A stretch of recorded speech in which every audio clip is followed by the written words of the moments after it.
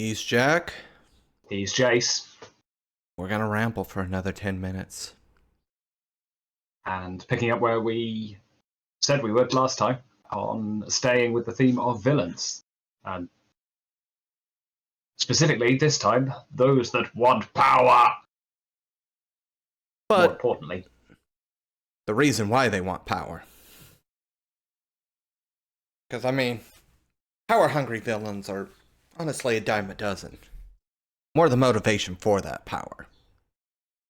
for sure. So, again, this is something that hopefully you can take away from your games, find a nuance that means that you can have that very, very focused drive, but a justification behind it. And in the best villains that kind of fall into this category, there is always that motivation. There's always a reason, and something that quite often makes them quite sympathetic. And once again, we're going to be turning to the wonderful world of video games for our plagiarism influences. Jace. Oh, starting with me again. I'm hurt. Well, there comes a time in everybody's life where you have to start drawing parallels to Final Fantasy VII's villain, Sephiroth. It's our time to start talking about Sephiroth. Absolutely. It's also showing our age as well, so we're not getting into that. So, Sephiroth is a villain who, throughout most of the story, has a pretty singular goal in mind. Acquire the black materia, summon a meteor to destroy the planet, and then, if you include Advent Children, use that planet to fly into another planet to essentially do it all over again. Pretty simplistic. However, so far so evil. Yes. And requires a massive amount of power because only the black materia in Final Fantasy VII can cast meteor. It is unlike in most other Final Fantasies where it's just, oh, you're a black mage. You learn it once you get to a high enough level. It's literally this single piece of jewelry, essentially, that allows you to have that power. And Sephiroth goes through extreme lengths to get it. Now, his motivation behind that is Sephiroth is not human. He was created in a lab using bits and pieces of Genova cells and the ancient bloodline. Now, at first, he was just kind of doing things as he was expected to. It was once he started diving into the research that led him to realize what and who he is. That's kind of what broke him. It was very much I don't want to say a retelling of Frankenstein, but it was very much he was realizing that he was created to be this being of immense power, and he started saying, well, if that's all I'm here for, then, well, wasn't my quote-unquote mother correct? And that led him down his path to villainy. It was very much everything that was human from him originally was torn out of him.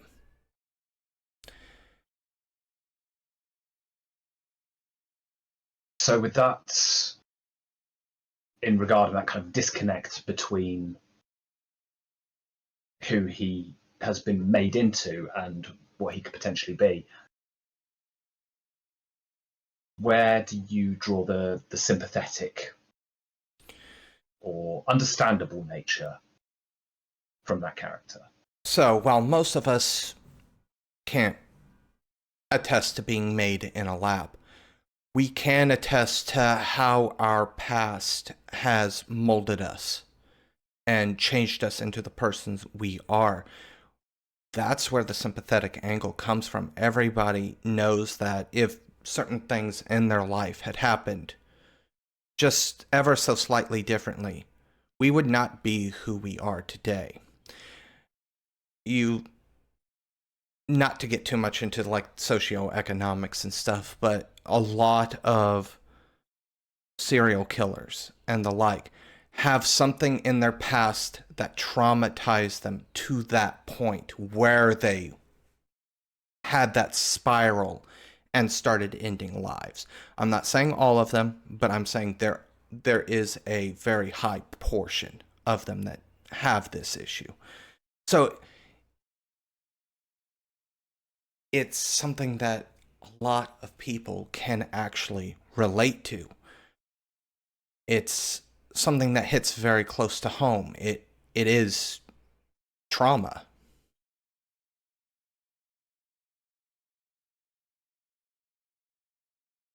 And how does that trauma manifest? Because obviously this is a very, very big kind of celestial magnitude that the character is story is wound up in. How do you potentially adapt that to using potential trauma in a game with a backstory that's not necessarily explored? Yeah, obviously, depending on your setting, there's 100 different ways. In Blades in the Dark, it could be nobles that are subjugating a certain person to the point where they go through any measure and means they need to acquire the power to be able to cast down the Lord Governor, just as an example. Or in D&D, magic is maybe in your world being persecuted, and that leads to parents that are tossing away children that have magical properties, but one parent decides to hide that child away, and all of a sudden this child's now living in a world that views them as a villain through no fault of their own. And that is certainly the lead up to a very sympathetic and villain that has real justification for trying to do what they're trying to do, because they are looked at with through these lenses of society. Oh, for sure, yeah. And speaking of those lenses and society, I before we were chatting, came up with the example from both film and television. The character has maintained something of a consistency throughout all adaptations, and from the original comic books is the character of Magneto from X-Men, who again is shaped by his past.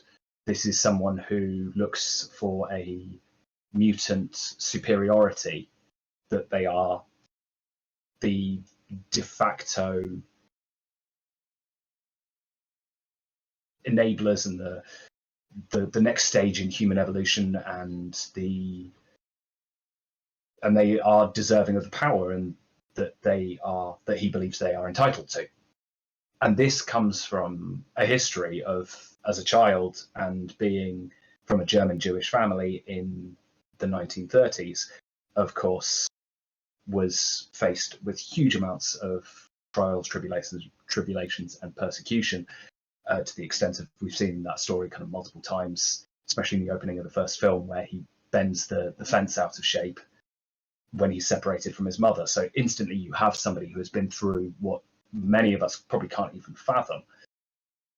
And it has shaped his philosophy into the modern age of, this is what happens when humanity turns on itself. And it is with a retrospective view of seeing that the history repeats itself, and a desperation for that never to happen again. But in doing that, pushing something which is equally detrimental, if not the other way, in which one group benefits over another from outwardly being hostile to begin with.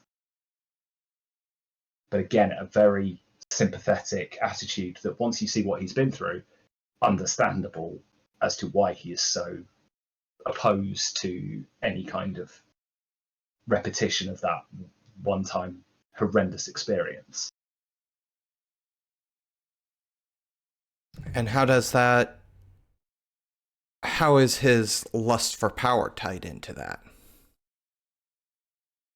So that is when it obviously when it the persona of Magneto becomes more prevalent, in that this is somebody who is willing to wage outright war, revolution, upend any potential agreements in peace, or at least talks and negotiation that he sees as fruitless, and that actually his first extension is violence, and of course the collateral damage that comes with that. That is just a consequence of a war that he is instigating.